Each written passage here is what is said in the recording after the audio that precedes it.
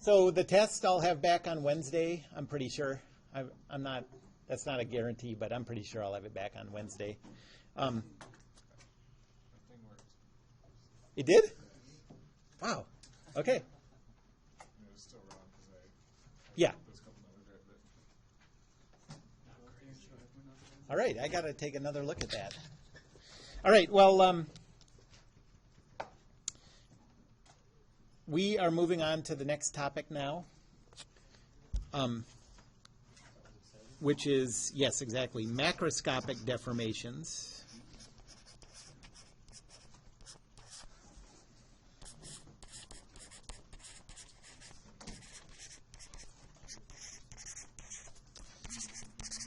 And statically indeterminate structures.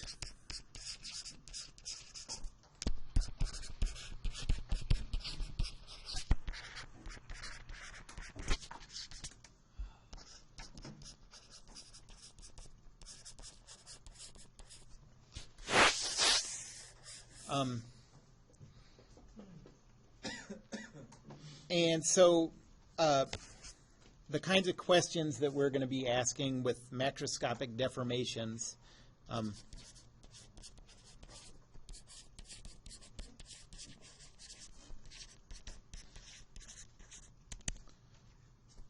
are like, for example, how much longer how much does like an entire beam elongate due to applied loads, due to a given set of applied loads.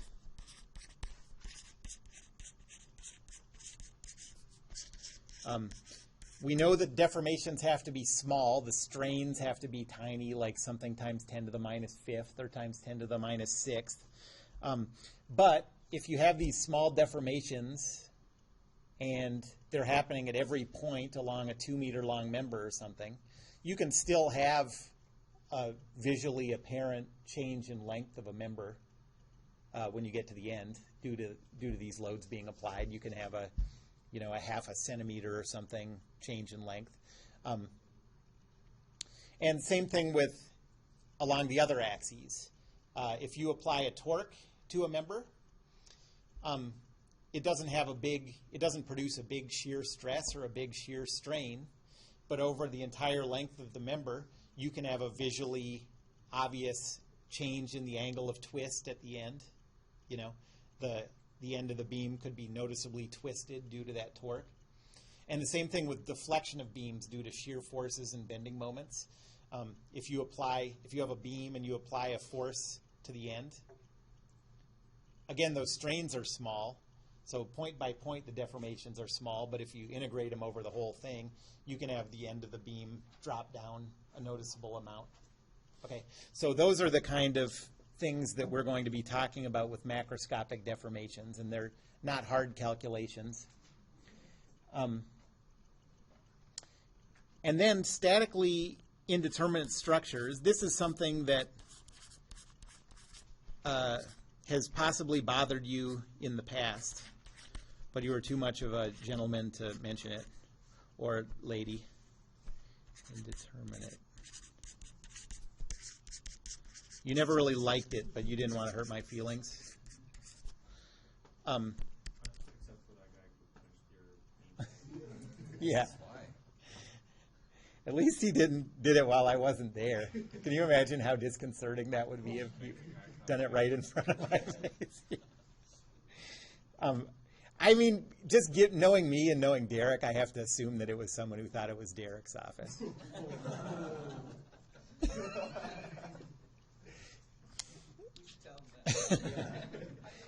What if it was him? Yeah. What if Yeah, it might have been him. Okay, so here's the idea with statically indeterminate structures. So in statics and in this class too, we've done all these calculations with structures like this.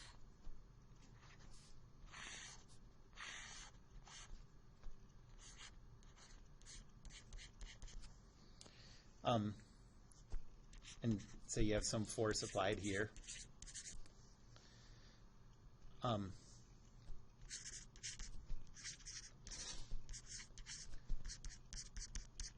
We can solve structures like this.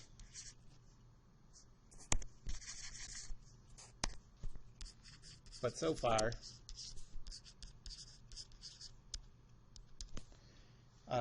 we don't have any way to calculate loads for structures like this.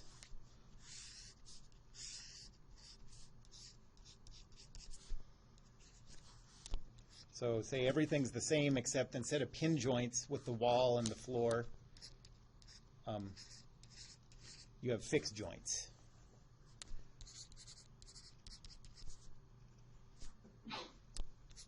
Bless you. So what's the problem? Why, like logistically, whatever, what would come up as the prevent us from solving this problem? Yeah, too many variables, exactly. You'd get, well, whatever. You'd get too many variables.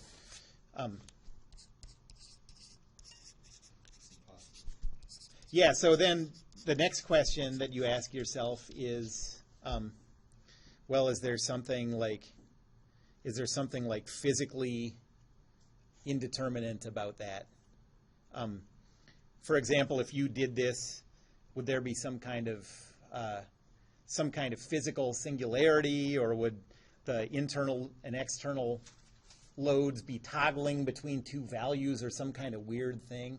And like, no, intuitively that doesn't make any sense. Like, you have this intuitive sense that you could build this thing and measure the loads at the wall, measure the internal loads, and they'd be consistent. They'd be, everything would work out perfectly fine.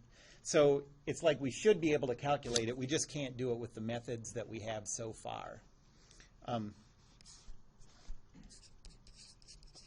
And, okay, there were too many variables. Too many variables, another way of saying that is that we have too few equations. So there are too many variables for the number of equations. Well, we can come up with new equations that take advantage of these macroscopic deformation calculations and add up to a number of equations that lets us solve this. So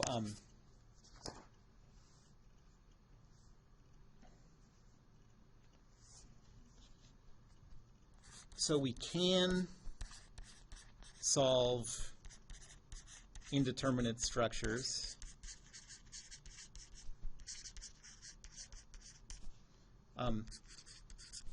by taking the macroscopic deformations into account.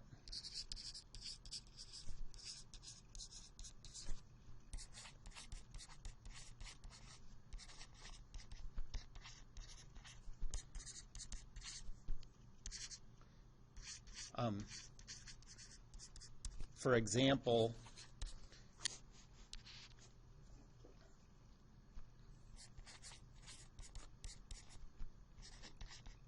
both members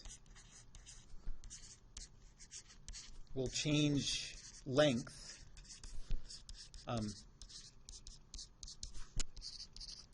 under the applied loads.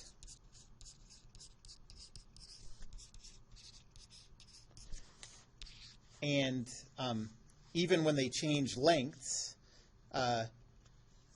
if we call this point, so call this A, B, C, A, B, C,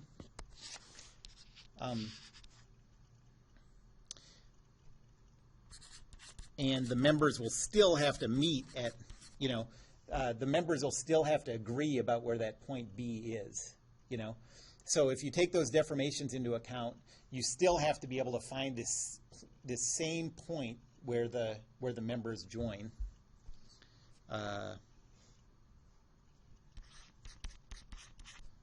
So I like to think of it as like members will still agree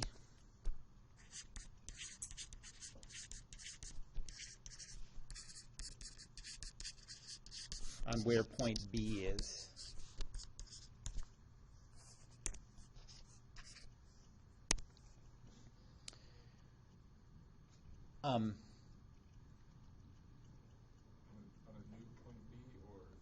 Well, yeah, it'll be, so I'm talking about that like material. So yeah, maybe point would be better. Let's call that pin B. Okay, so that pin is going to move, but member 1 and member 2 both have to agree where the pin is because that pin keeps them from moving apart. Okay, and so based on that, if we calculate that,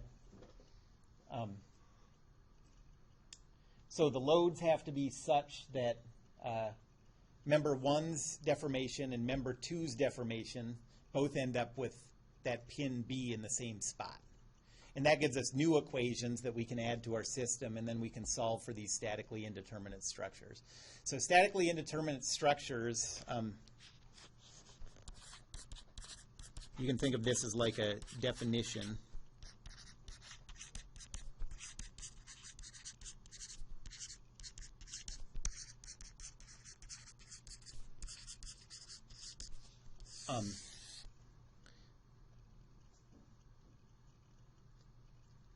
It's a structure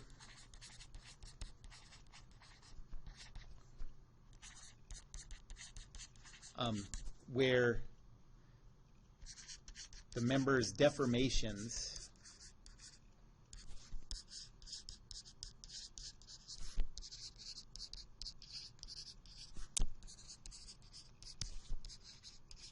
must be included in the calculations, I guess, to find external loads.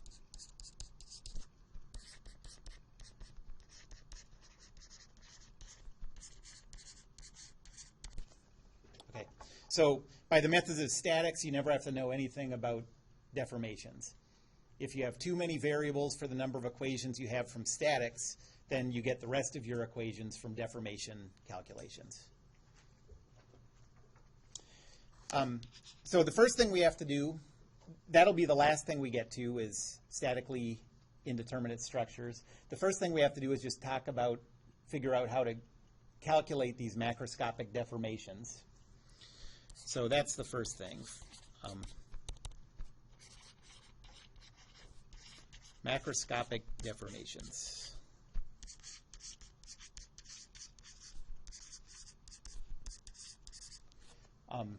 And we're going to break these up into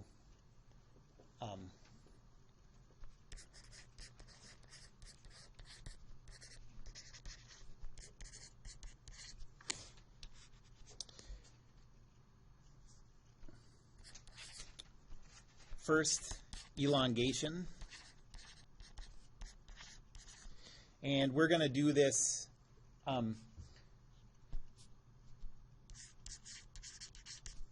we're going to talk about how to do this when the elongation is caused when it's caused by tension compression. And we'll also talk about it when it's caused by changes in temperature.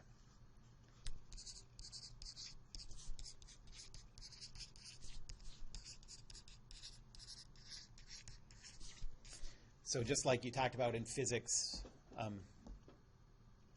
you get thermal expansion if a body heats up, and we're going to include the changes in length of members due to changes in temperature. Then we'll talk about angle of twist.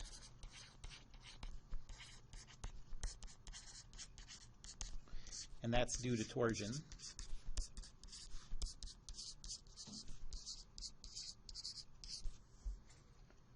And then we'll talk about deflection.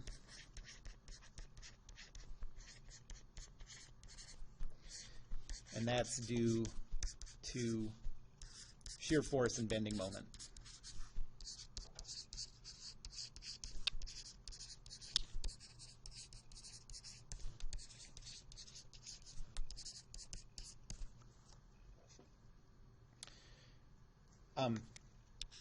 Once you calculate these individual deformations,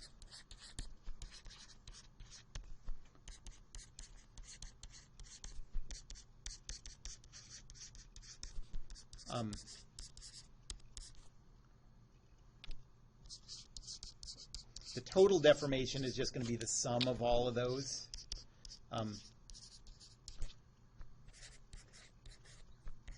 So add them up to get the total.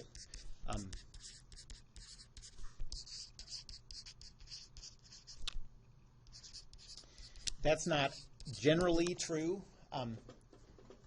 Geometry is more complicated than that. But since we're dealing with objects that are going to have small deformations, for us, this will work. So you can't always do that.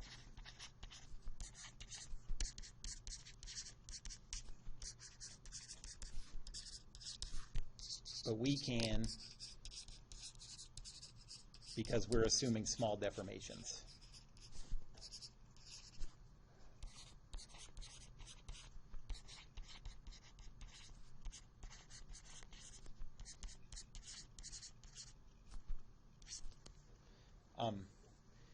This is called the superposition principle. And I really only mention that because it's like one of the coolest sounding words in engineering.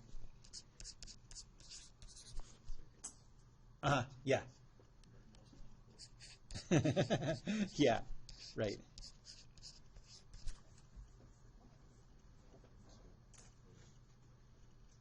So if we didn't have small deformations, there'd be these nonlinear interactions between the different kinds of deformations, and you wouldn't be able to just add them like this. But for small deformations, you get, this is a good approximation. Okay, so the first thing we have to talk about is elongation.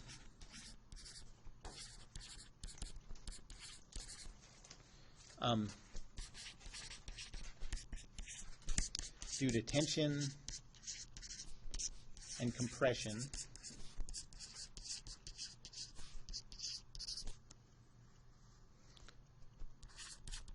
or temperature change.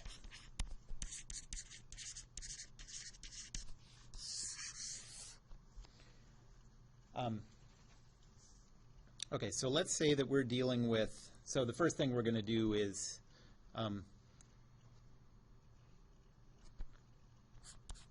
tension compression.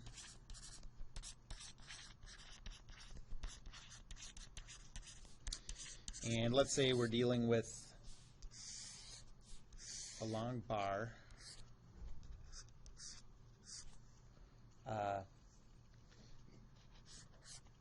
And we'll have the x-axis pointing along the bar, y up, z out towards us, and it'll be loaded, we'll say, in tension with a force P.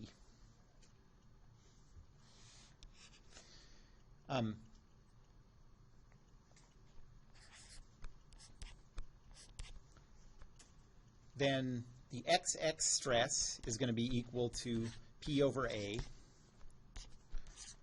and the other stress components are 0. Other stress elements are 0.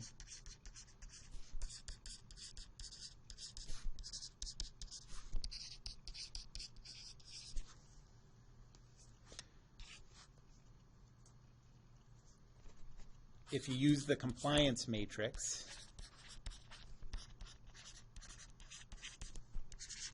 to find the XX strain,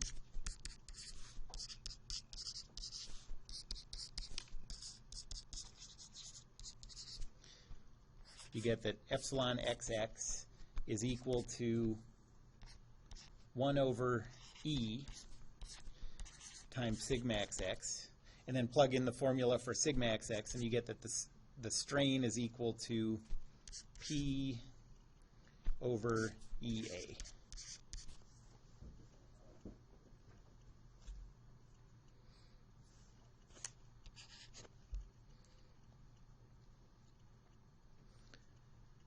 So now imagine like an infinitesimally thin disk in this member.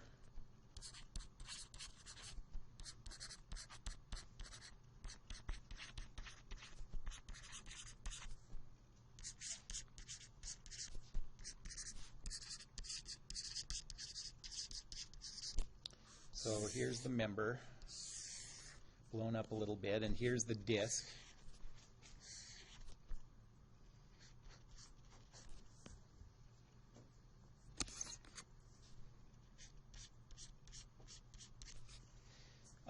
Let's say that the thickness of the disk is dx.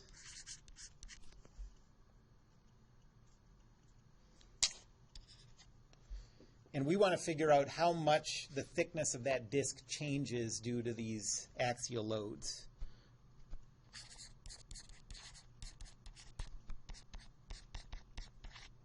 So what's the thickness change of the disk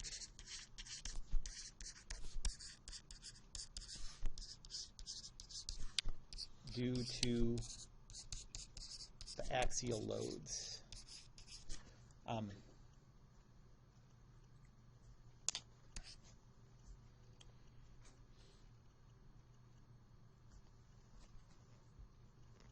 Well, at the x value, representing the disk,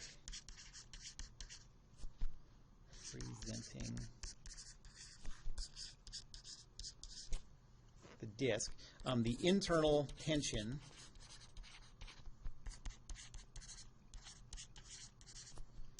is T of x.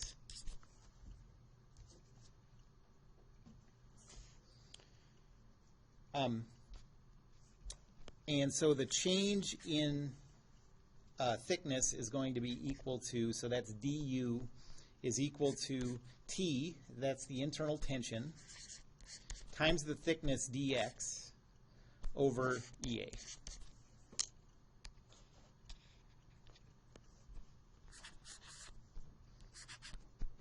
So that's the change in the thickness of that disk.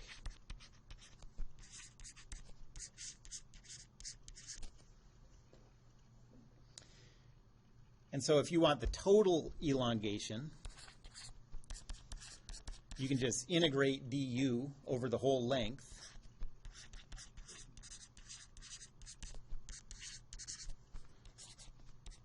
So it's equal to 0, the integral from 0 to L of du, and substitute in this expression.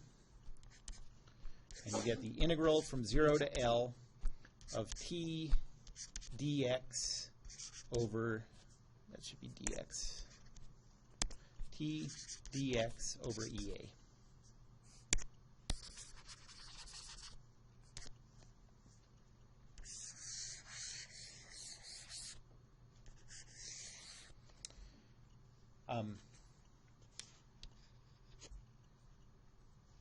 Usually, well, I don't know about usually, often that function T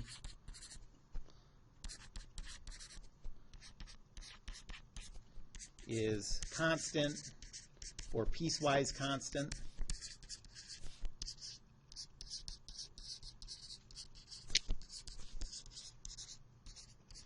And then you can use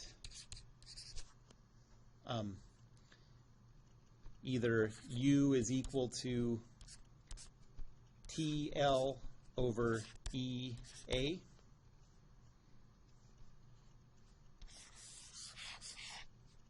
this is if it's constant,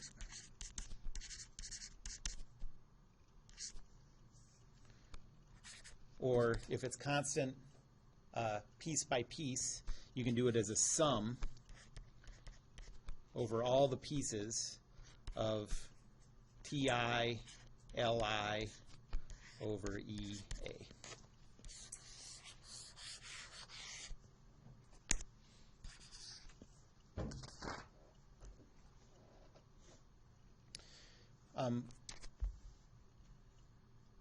One thing that I think is important to think about with this is,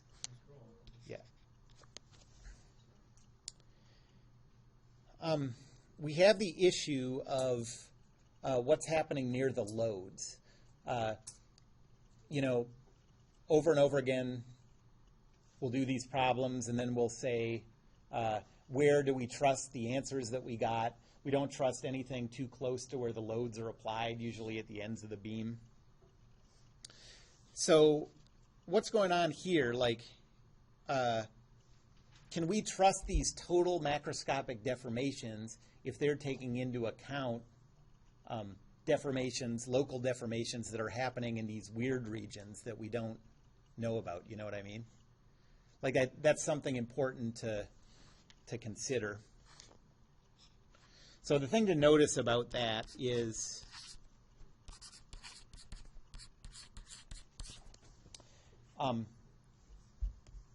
so first of all, St. Venant's principle tells us to be wary of the stress values we calculate near loads.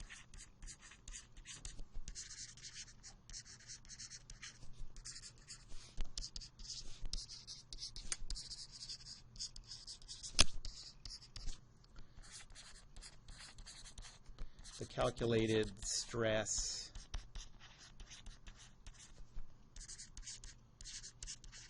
near applied loads.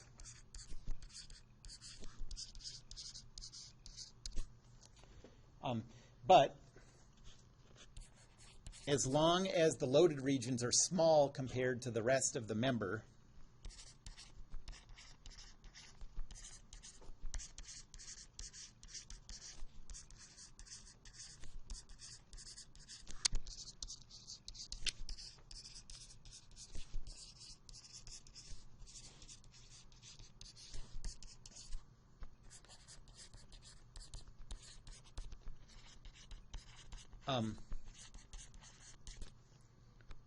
the deformations near those loaded regions, sort of get swamped out in the end. You know what I mean? They get over. What's the word I'm looking for? You know what I mean? Travis knows what I mean, so talk to him after. As long as the loaded regions are small compared to the rest of the member,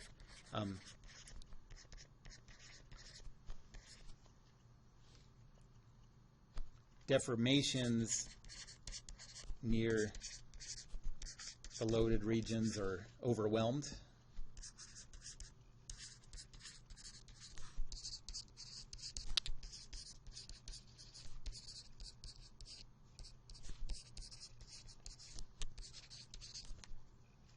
By the rest of the, or let's say by the deformations in the rest of the member.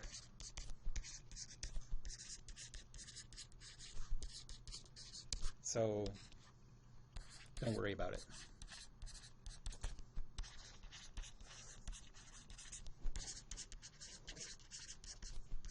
But if you have a member that isn't very long and the longest dimension of the surface that's being loaded is big compared to the length, and St. Venant's principle says that you can't trust your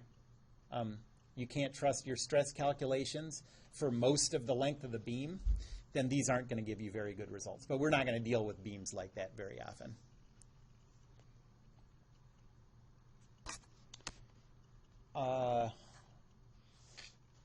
Okay, so let's do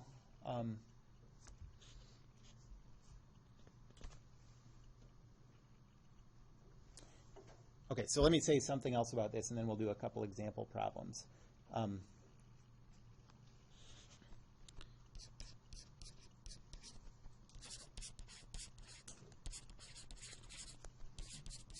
This approach works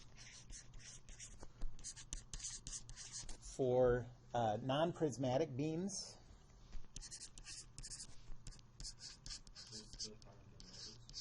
Nope. You should notice this too, but it's not explicit. So this approach works for non-prismatic beams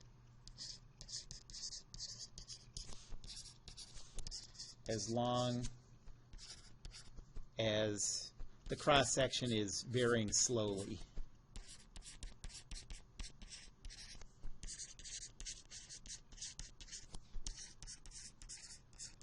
Okay, so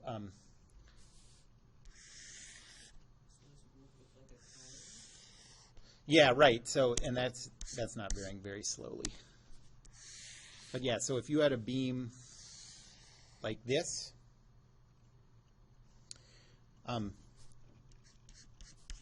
then you could measure this angle, and that would tell you how fast the cross-section is changing.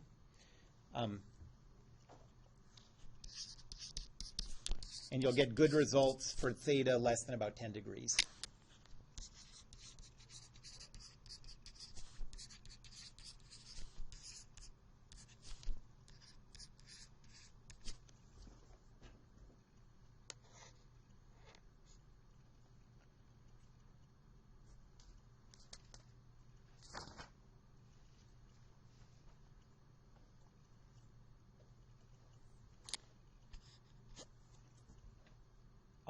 Okay, let's do an example.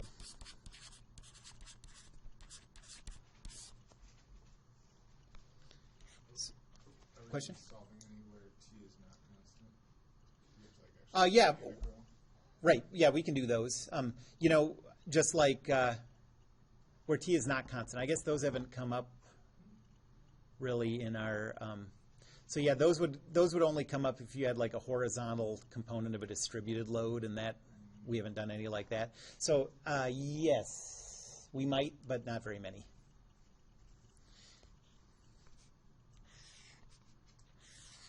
Mostly you're going to use that sum formula. But we will have ones like this where the area is changing as a function of x. And so you'll have to use the integral formula for that. Okay, so let's say that we have a column, and there's a 10,000 Newton force pushing down at the top, and at the midpoint a 3,000 Newton force, and the length is 2 meters.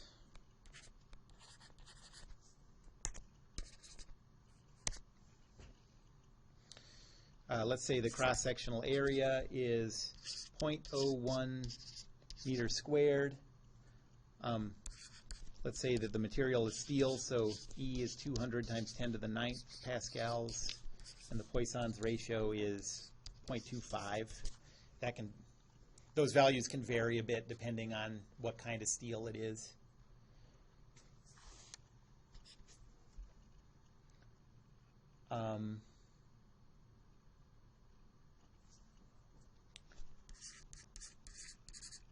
And so let's calculate the elongation in this beam, neglecting the weight.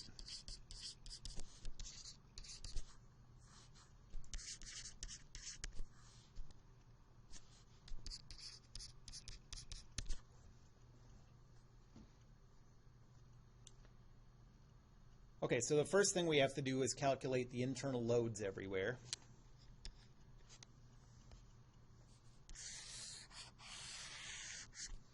So let's think about it sideways, like we're used to thinking about internal load calculations. Here's the 10,000. Here's the 3,000. And then we have a force at the ground going this way. I'll call that R.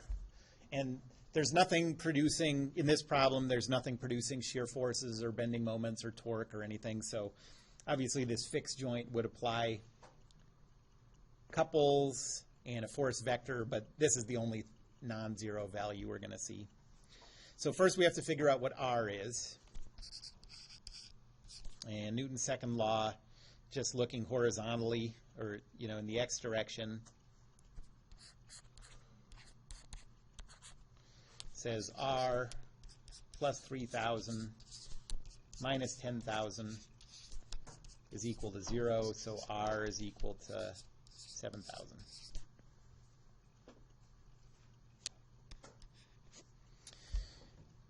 And now we're going to do our cuts and calculate the internal tension.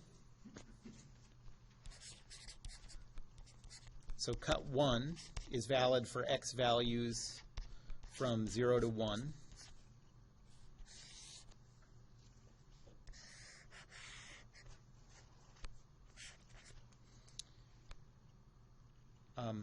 So we have a 7,000 Newton force from the ground.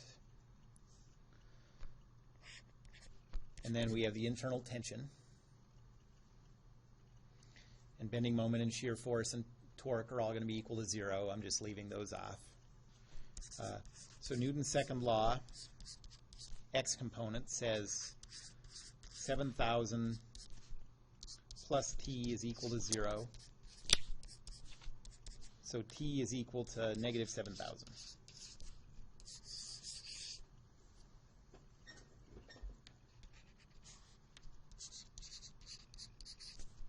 So that's valid on the interval from x equals 0 to x equals 1. And now we'll go on to cut 2.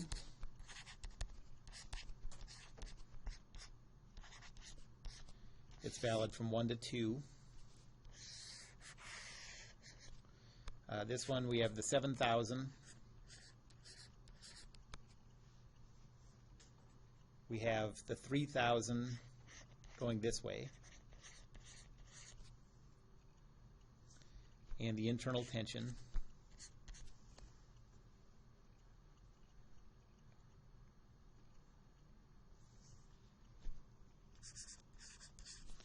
And so the x component in Newton's second law says 7,000 plus 3,000 plus t is equal to 0. So t is equal to negative 10,000.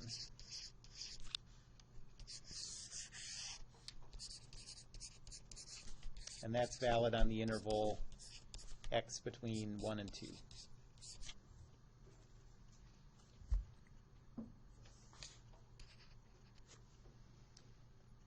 Okay, so now we're going to use the formula that says the elongation, I'm going to write it as delta, is equal to the sum over all of these pieces of T, L over E, A, I guess for the individual pieces. E and A are going to stay the same for this one. There's only two pieces, I equals 1 and I equals 2. So for the first piece, we have a T of negative 7,000. What's the length of the first piece? 1 meter, yep. And then divided by 200 times 10 to the 9th times 0.01, the cross-sectional area. And then for the second piece, T is equal to negative 10,000. What's the length of the second piece? Another 1, yeah. E is 200 times 10 to the 9. Area is 0.01.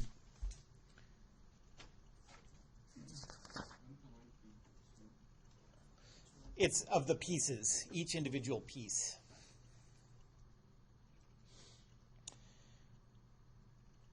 So you get negative, I guess I cut it the other way before. So for the first piece you get negative 3.5 times 10 to the minus 6 meters. For the second piece you get negative 5.0 times 10 to the minus 6. And so you get a total elongation of negative 8.5 times 10 to the minus 6 meters. That's right. So the negative says that it shortens.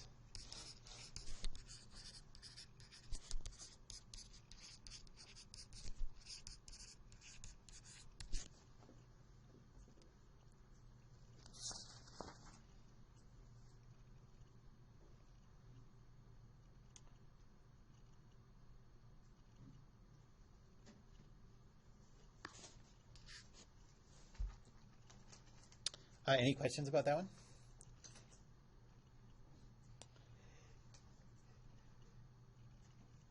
So let's do one where the area changes.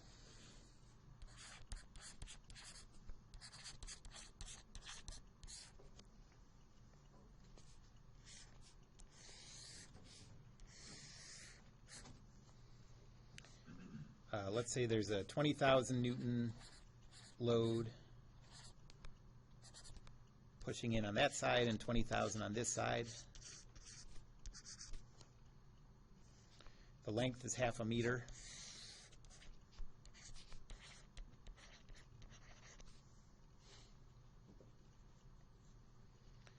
And the cross section is square.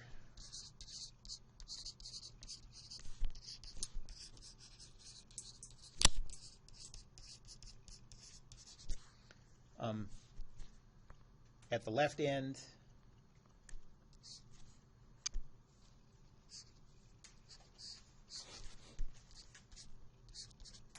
the side lengths are 1 centimeter. And at the right end, the side lengths are 6 centimeters.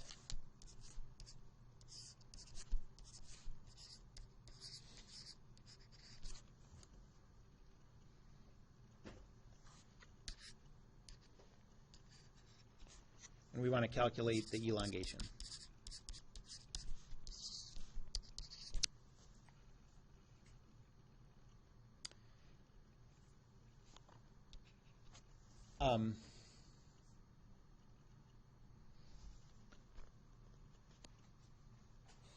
Well, if you represent the side length as a function of x, I'll call it W for width. So W of x is equal to 0.01 plus 0.1x. Then the area as a function of x is just that side length squared.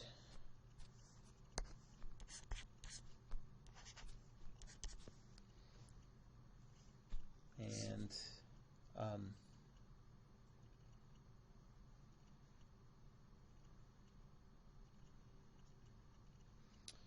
so let's see. You get, yeah, let's just write it as 0.01 plus 0.1x squared. And then we could divide everything by 100 and just come up with a little nicer looking expression. 0.1 plus x squared over 100.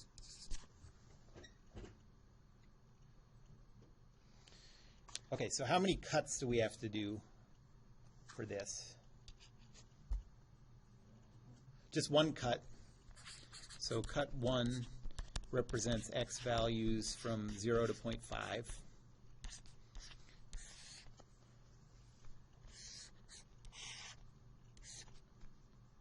We have 20,000 on the left, tension on the right. So Newton's second law, x component says 20,000 plus t is equal to 0. So everywhere t is just equal to negative 20,000.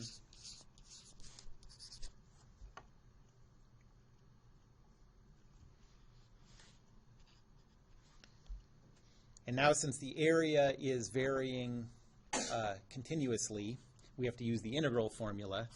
So the elongation is the integral from 0 to 0.5 of the tension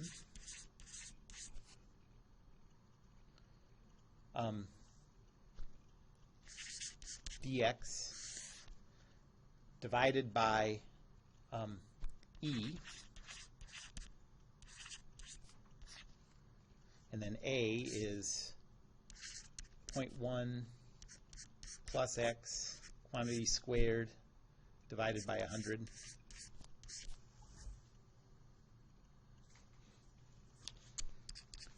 And you can rewrite this as a constant in the front of negative 1.0 times 10 to the minus fifth times the integral from 0 to 0.5 of dx over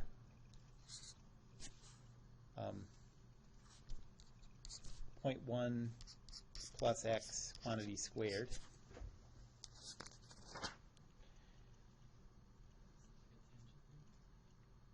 And then, well, you can just use u substitution in this because the derivative of x is a constant. So u is equal to x plus 0.1.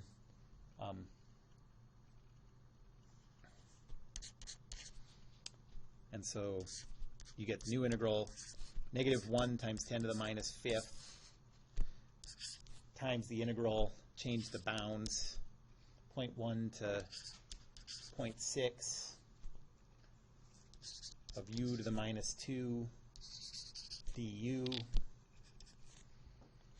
And so you get negative 1 times 10 to the minus fifth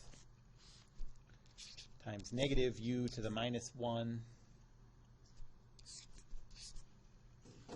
evaluated from 0.1 to 0.6.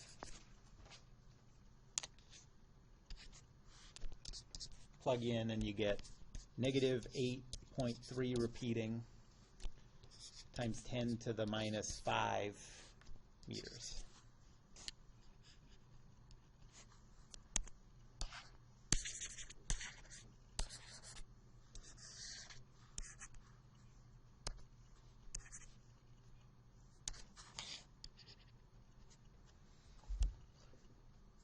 Any questions about that one? Okay. Yeah, so that's sort of all there is to the tension compression one is the easiest one to deal with. Next time we'll talk about thermal expansion, and then they get sort of progressively more difficult. The trickiest, none of them are really that horrible, but the deflection one is going to be the most complicated one. So we'll do this, then we'll do torsion, and then we'll save the hardest one for last. Yep. Do you have any thoughts of integrating in this section, or is it? It's going to be. I don't think that there's that much really, no. And there's not going to be any hard integrating. It's just going to be like u substitution and stuff. I'm not going to make it like a integral study or anything. Okay.